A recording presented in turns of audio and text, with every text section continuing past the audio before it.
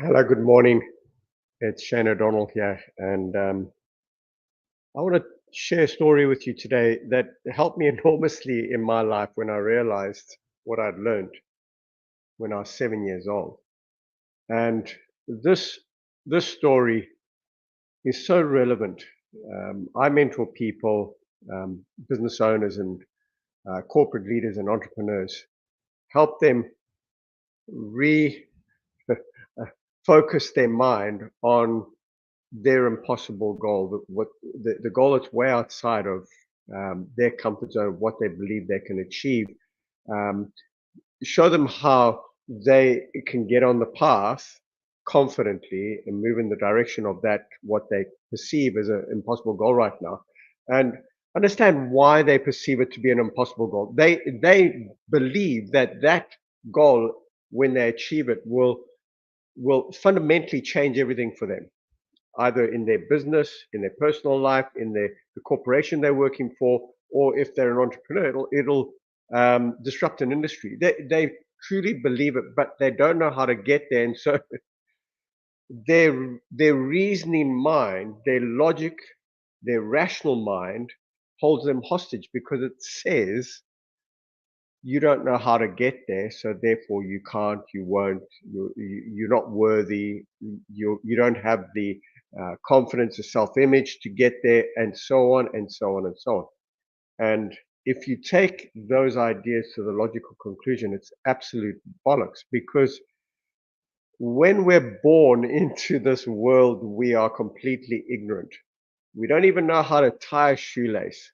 Then we learn how to tie a shoelace, and it's all conscious, and do this and do that, and one of your parents is showing you how to do it 1 day, 2 days, 3 days, 4 days, and some people 10 days later they still haven't figured it out. Then on the 11th day, they just tie in the shoelace, and they're tying the shoelace for the rest of their life. When we're born, we don't know how to walk.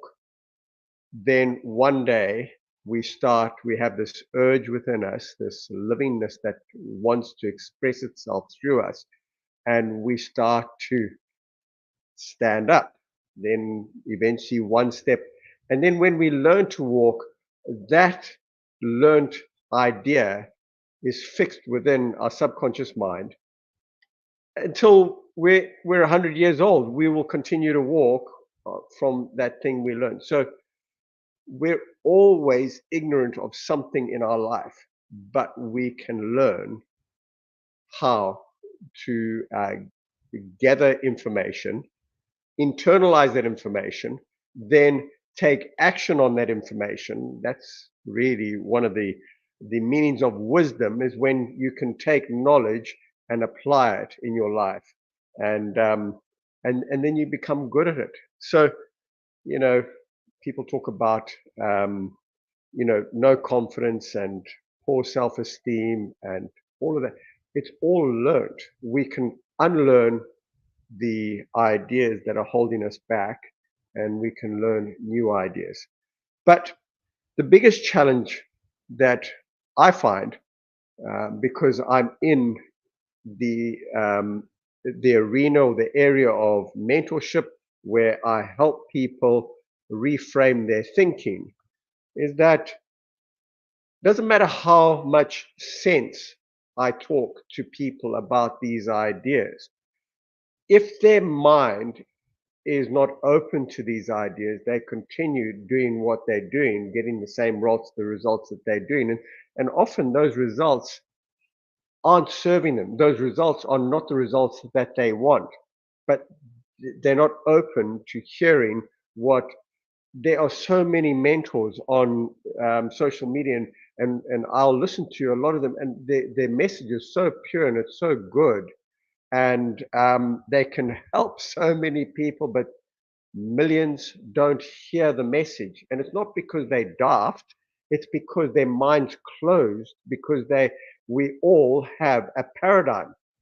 We all have a framework that we're thinking from. We have a self-image, we have a belief system, and that's closing off information in our lives. So I want to tell you a story because I learned something when I was 7 years old that when I was 35 years old and I lost everything in a failed business in Sydney, Australia, brand new back into Australia. I'm Australian born, but I grew up in a third world African country and came back to Sydney, started a business, two retail stores in Sydney. And my business and partner and I, we didn't have enough money to pay for all the mistakes we were making. And so we lost everything.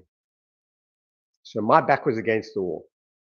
So the story goes that, and I don't know if I'll be able to get through the story because it touches me so deeply. And hopefully, someone will hear the story and it'll remind them of a time in their life when they learned this lesson and that they might be open to applying this to their lives again.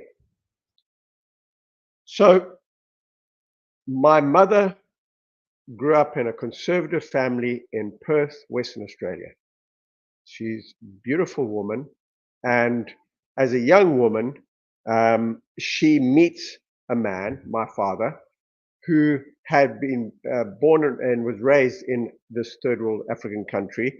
And then his parents, my granddad and grandmother, they he was in the police force there, and he could see what was coming in that regime that governed that country at the time. And he said he's not going to be a part of that because he didn't believe in it.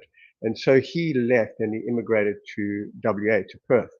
And my father, who finished his final year at school in that country, then he came over to Perth, meets my mother, marries my mother, and I'm born, my sister's born, and he's still in contact with people back in this, his friends and so on in this third world African country. And he convinces this young woman who is just, my mother was just pure joy. She was a loving person. And I mean, all I can see is a young girl that grows up with the ideal of getting married and having a family, being loved and cherished by her husband and loving her children. That's kind of sums up my mother. And she's not with us anymore. She died actually quite young, and that's a different story. But um, so so he convinces this young mum, she would have been 22, to go back to this third world African country, has two more children to my father. So now there's four of us. She's young, and in that period of time of moving there and two more children, this country goes into full blown civil war, and it's all history now. And uh, who is right and who's wrong? That's not the discussion. The point is that he had bought an idea in Perth, WA, of the ideal of marriage and of fatherhood, then moves to this country, buys this ideal of um, fighting for an ideal that was promoted by a regime, a minority regime, and and then so he starts going into the bush, and he's there for extended periods of time, leaving this young woman who'd grown up in a perfectly peaceful place, um, and with four children, very little money. And the house was right on the northern outskirts of the capital city, Harare now, and and leaves it for extended periods of time. So now I remember him coming back one day from, I think he'd been away for like 3 months or something, comes back, and there's all, they were in the bedroom, mum and dad, and so I'm about 7 years old, and then my sister's younger than me, and then I've got two brothers, and the youngest probably about 2 years old. And all I can hear is this yelling and screaming, and I put my head around, and there's my dad just absolutely slamming into my mother. And so nowadays, you know, probably recognized that he had, um, you know, all manner of issues that he inherited from what he experienced as a young man, experiences all kinds of horrors. and he was a medic, so he probably saw even more than most. And so he's trying to deal with this, but he's taking it out on a perfectly innocent person that never bought into the idea, or and so on. Anyway, so in his wisdom, he leaves, but on his way out, he says, "Son, you're now the man of the house." And I'm thinking, all right, but I'm 7. and and if he couldn't figure it out, how am I going to figure it out? Anyway, so he now has abandoned the ideal of marriage and fatherhood. He just walks away and continues in doing what he does. And we saw him occasionally, for a day here and there. And this is where it really bent my head as a young fellow. I just thought, well, he used to arrive with another young woman, and here's his bride that he'd brought from a perfectly sound, safe environment to this war zone, and then abandons her. So I'm not I'm not running him down. I'm just saying this is what happened. So he he and my mother brought in a completely dysfunctional kind of environment, which if they hadn't, I probably wouldn't have learned these things. So what happens is, in the story that I wanted to tell you, is I'm just setting the scene, is that one night, now he's gone. So my mother's on her own with 4 little ones in this house on the northern outskirts of Harare in a neighborhood called Marlborough. And all of a sudden, sort of 7 o'clock at night, bombs start going off. It's like, okay, we're under mortar attack. That's what I remember my mum saying. We're under mortar attack from the freedom fighters in the Civil War. And so what does a young mum do that's never been in a war before, and she's got 4 little ones to protect, and all that's protecting us from the outside is a door that could be bashed in, windows that could be smashed through. So there's nothing really. So she gets all the mattresses in the house and puts them in the hallway, and where she bundles us under the mattresses. And then she says, "Kids, let's start to pray." And we prayed and prayed and prayed, and the bombs were going off, and the bombs were going off, and they seemed to get louder and louder. But we just prayed. And if you can just imagine what it was like being under those mattresses and the bombs going off, and we're praying like there was no other option in the world. And I felt myself connecting with my infinite source of supply I call God. And I felt that. And then I went into a peaceful sleep. Wake up in the morning, and my mum, we're still okay. Everything's all right. The house is still standing. And so my mum turns on the radio, and the news comes on, and some jokers had defied a absolute ban on fireworks, and had thought, well, it's Guy Fawkes night. We've got these fireworks. Let's just have a party at the Standard Bank Sports Club, which was actually just down the road. You can see it on Google Maps. And so they had a whale of a time, not understanding what they put the residents through in the neighborhood. And so all was good.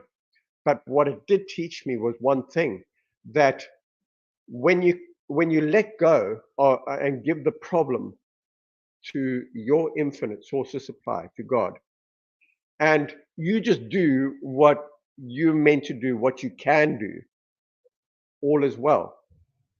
So years later, now I didn't really make that a big thing in my mind, although I did use my connection with God all the way through my career until I was age 30, when I achieved a significant goal. It was a huge goal I'd set when I was 15. When I was 15, my stepdad and my mum now, she married a farmer, um, they were arguing about the price of bread. And I'm 15, I'm thinking, surely, I mean, you guys have been working all this time, he's got this beautiful farm, 2,000 acres with plenty of water. It's a fertile farm. What are you arguing about the price of beer? I said, okay, at 15, I'm going to become a millionaire by the time I'm 30. I didn't even have a job. I didn't even know what work was. It took me years to kind of build a work ethic because, I mean, I grew up on a farm and I thought I was going to be a farmer. Um, and so when I was 30, I'd, I'd no qualifications, but I'd been involved in businesses and one listed on a stock exchange. And when I did all the numbers plus the value of a house that we had and something that I inherited from my grandparents, it all added up to, I wish I'd said $1 million. Anyway, it added up to a goal I'd set when I was 15. And then I lost all the power. I lost power. I I I lost direction for 5 years, and within that 5 years, we left Victoria Falls, where we had listed this business, or I didn't do the listing. I participated with other very clever guys who had reversed into a listed company with a whole bunch of companies, and we were just part of it. And I just went for the ride. And so at 30, I just became disillusioned because I hadn't reset the goal. I didn't understand the power of understanding where you're going to go. So we sold everything in Victoria Falls, brand new Land Rover we had, and we just had a wonderful life there. Played polo cross and had horses and just everything. We sold everything. We didn't sell the house, and we went on a wild goose chase to go and set up a business in Niagara Falls, USA. And I realized when I was there that that wasn't correct. It was all wrong. And so we went back to Zimbabwe, and for 5 years, I was all over the place. Then we ended up in Sydney, Australia, set up two stores in Sydney, and they weren't what I wanted to do. They were just, I thought I'll just do them, and we lost everything. And so what happened was a gentleman, he was an ex-financial planner, he's now retired, North Coast, New South Wales. Errol, just a beautiful human. He mentored me and he started to help me get hope back because my back was against the wall. And he helped me set a direction in my life. And that was over, I mean, many, many meetings and helping me just open my mind that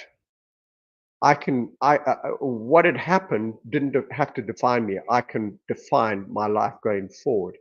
And so now I'm in Australia. I've got no money. I've got no formal qualifications. I've got no business network other than really the connection I have with this gentleman, Errol.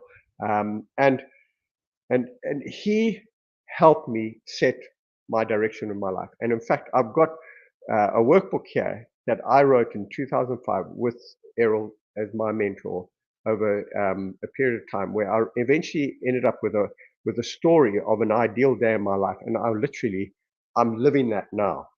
Not that I read it every day and all that sort of. I didn't do that. I wrote it, but when I read it, I found that document probably 4 years ago, and I read through that story, and I'm pretty much living it now.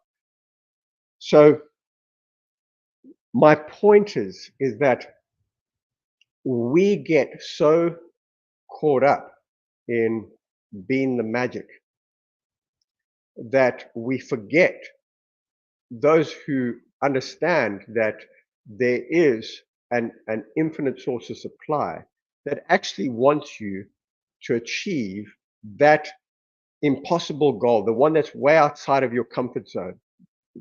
God wants you to achieve that. But you have to learn to let go of all the cleverness that you think you have and abandon that and absolutely trust that the next step that you're going to take, you're going to be walking straight into a wall of fear because it's like a barrier of terror because you don't know how to get to the other side. But that's part of the growth process. And when you understand that, then you can start to step out of the circumstances that you're in that you don't want. Now, we need the contrast in our life. We need to recognize what we don't want. But if you're focused on fixing the problem, then you're not looking at where you want to go. And that's where people get tripped up. And then people say, well, no, I'm comfortable. Well, are you really, if you're really honest with yourself, um, if you're genuinely honest with yourself, you'll probably find that you're not. It's just that your logic and reason's holding you hostage because you don't know how to get to that impossible goal that will, the goal that you know, that you believe, you just, that fear and the logic is holding you hostage to. But when that goal is accomplished, it will fundamentally change everything in your life and probably in your family's life and for generations on.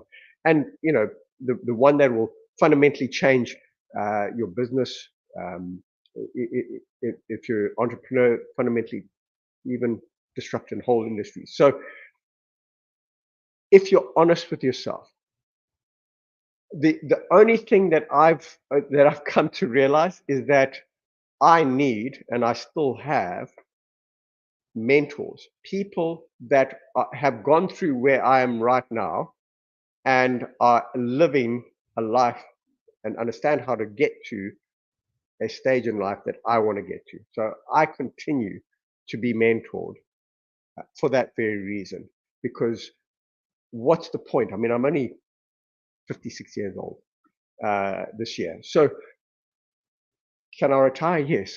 Do I want to? No. What's the point? What's retirement? Sitting around and going fishing every day? I can't do that. There's too much to do. If I live another 30 years, I, how much fishing can you do?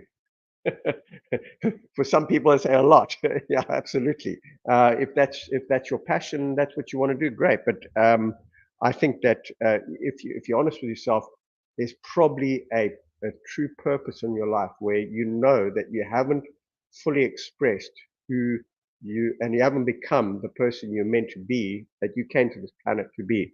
And the only way that you can start to shift that is to recognize that it is, there's only one thing that has to change, and that's your thinking.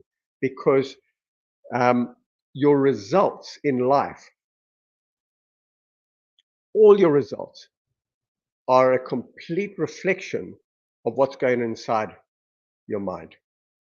And in order to change the results, you have to change the thinking. How do you do that? Well, this is where the challenge is, or the paradox really is, because when your paradigm has set in your subconscious mind, which is the the habit of tying your shoelace is sitting, and every other habit, every other belief, all your the self-image, the concept of who you think you are, forms your paradigm. So that thinking actually blinkers you. So that's why mentorship is so important, because not only is there a transfer of knowledge and understanding, new information, but there is also accountability. The, the accountability and being shown a different perspective. That's what Errol helped me do. And then he put me in contact with one of the greatest mentors that is not with us anymore, but his material is Bob Proctor. Just his material opened my eyes to a different way of perceiving life, and anyone can do that, but we have to recognize that you can start to learn and understand information today, but you have to be ready, and very few people are ready, because they've got into the habit of making excuses for their life. They got into the habit of blaming others for their circumstances. They've got into the habit of complaining about their circumstances, and that kind of just kicks the ball down the road to tomorrow, so you don't have to deal with the decisions you have to make today. So that's where most people are, and so they just go through day after day. And then the people that I do get through to, and then I start mentoring them. What happens with them is that, like what happened to me. I had an emotional impact that said, Shane, you've got no more money and no prospects. So you have to now wake up. And that's where most people come to. But it doesn't have to be that way. And it probably will continue to be that way with most people. But I urge you, if you've listened to what I'm saying, consider, look at the people around you, the people that bought the idea that, getting a good education, hard work, put your head down, and you'll be, if with a bit of luck, you'll be successful. Look at those people. Look at them. Some of them may perceive to be successful, but a lot of them are emotionally broke. They are not necessarily financially independent. They often their relationships are on the rocks. So what success is that? What is it that's missing? Well, I found that when you start to let go of what you think is the way success is and how to live um, a, a good, wholesome, happy life filled with joy, when you recognize that it's not what you know, but just learning to hand over and let the heavy lifting be done by whoever or whatever you consider is your infinite source of supply.